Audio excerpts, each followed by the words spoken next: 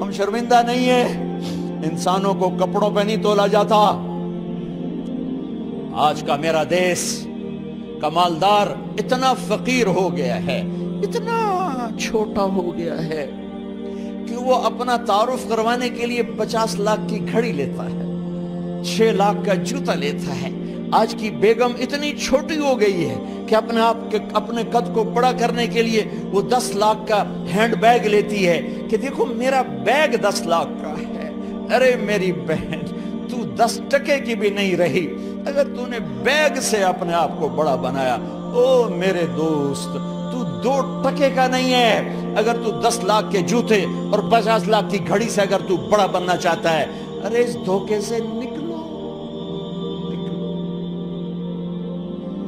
Branded branded branded, کہاں جا رہے ہو؟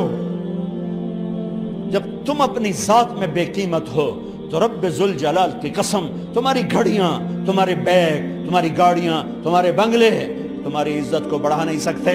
ابا جان، آج ہم خوشی سے بلند ہیں کہ ہمارے باپ نے بددیانتی نہیں کی۔ گھر میں تشریف لائے، کہنے لگے فاطمہ کچھ پیسے ہیں، میرا انگور کھانے کو جی چاہ رہا۔ بس فاطمہ رونے لگی۔ فرمایا امیر المومنین، خزانہ تو بھرا پڑا ہے، 1 درم کا بھی تیرا حق نہیں ہے کہ تو 1 درم لے کے انگور خرید لے۔ تو تڑپ اٹھے، فاطمہ میں جہنم نہیں برداشت کر سکتا۔ وہ میرے بھائیوں جو دن رات سود میں پھنس چکے ہو، جو دن رات جوئے شراب میں پھنس چکے ہو، کیسے اللہ کے سامنے سرخرو ہو کر کھڑے ہو گئے؟ ایک رات گھر میں تشریف لائے، بچیاں، بیٹیاں، منہ پہ ہاتھ، کپڑا رکھا، دوپٹہ رکھا منہ پہ، اور بات کریں۔ آپ نے پوچھا ارے کیا ہوا تمہیں، یہ منہ پہ کپڑا کیوں رکھتے ہو؟ تو خاموش ہو گئی، لیکن گھر کی خادمہ رو پڑی۔ کہا امیر المومنین، آج آپ کی بیٹیوں نے کچا پیاز توڑ کے اس سے روٹی کھائی، سالن کھائی، اور میرے آج کا تاجر کہتا ہے جھوٹ نہ بولوں تو کاروبار کیسے؟ میرا افسر کہتا ہے رشوت نہ لوں تو گزارا کیسے کروں؟ تو عمر بن عبدالعزیز پھس پہ ہچکیوں کے ساتھ روئے کہ میری بچیوں، میں تمہیں بڑے اچھے کھانے کھلا سکتا ہوں پر میں جہنم کی آگ برداشت نہیں کر سکتا۔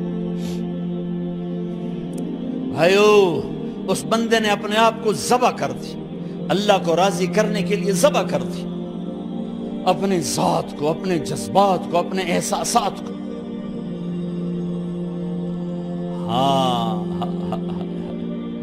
اب اللہ نے صلہ کیا دیا؟ جب انتقال ہوا، ہونے لگا تو بلایا رجا کو، جو میں بات پہلے چھوڑ کے ادھر ان کی تھوڑی سیرت بتائی کہ رجا اب میں مرنے لگا ہوں۔ عبد الملک کالا ہو گیا تھا، ولید کالا ہو گیا تھا، سلیمان کالا ہو گیا تھا۔ یہ کیوں کالے ہوئے تھے؟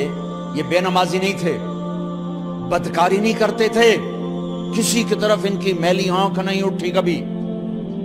یہ ظالم تھے، ظالم ظالم، انسانوں کا خون پیا، مال میں خیانت کی، اس پر اللہ نے چہرے پھیر دیے۔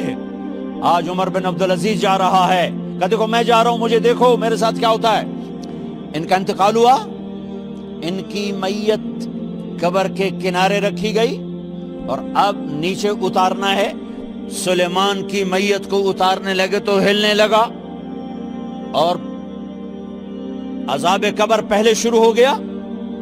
عمر کی میت کو جب قبر کے قریب کیا گیا، ایسے ہوا کا جھونکا آیا، ایک پرچہ ایسے لہراتا ہوا، یوں آیا، یوں آیا، یوں آیا، اور عمر کے سینے پر گر گیا۔ لوگ کٹھے ہو گئے، پرچے کو کھول کے دیکھا گیا تو اس پہ لکھا تھا بسم اللہ الرحمن الرحیم، براءۃ من اللہ لعمر بن عبد العزیز من النار۔ یہ پروانہ ہے اللہ کی طرف سے اس کے بندے عمر کے لیے کہ اسے جہنم سے نجات کی خوشخبری سنا دی جائے۔ آہا، مرنا ہو تو یوں مرو، اللہ ایسی موت دے دے. کہتے ہیں پھر میں نے ان کو قبر میں اتارا. جب قبر میں اتارا تو کیا دیکھا؟ میں نے کفن کی گرہ کھولی تو چہرہ قبلے کی طرف، اور یوں لگا جیسے 14ویں رات کا چاند قبر میں اتر آیا ہو. اور آخری بات کرتا ہوں، میرے بھائیوں بہنوں، اپنے اللہ سے صلح کر